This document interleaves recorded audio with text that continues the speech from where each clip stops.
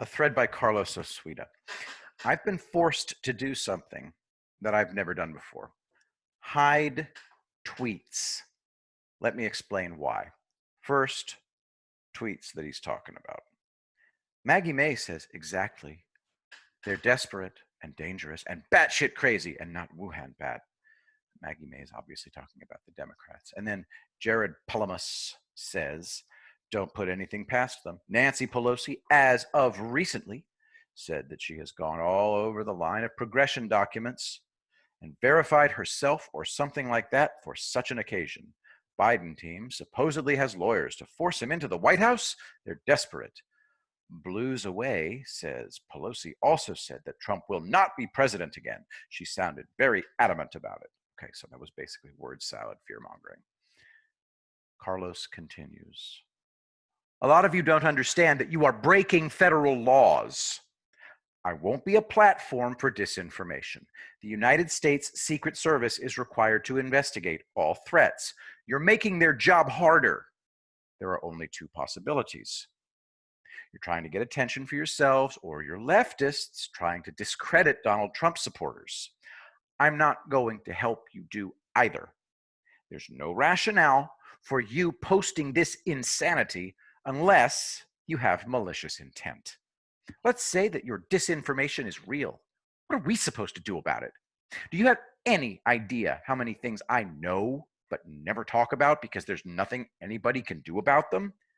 I know these things because I have the documentation to prove them. I found the documentation. All the people who you think know what they're talking about are idiots.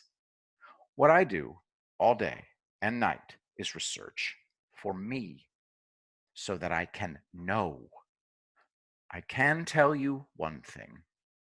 We've never been in better hands. I could shatter all your illusions, but why would I want to do that? Our dark ages are over. That's one of the reasons I'm such a fanatical supporter of Trump. I found the anti-Trump. He was as gifted, and he was utterly evil. By himself, he wreaked havoc globally. It was child's play for him. Of all the things he did, I gathered together the documentation from one operation, I guess you'd call it. It's beyond belief. My head is still spinning.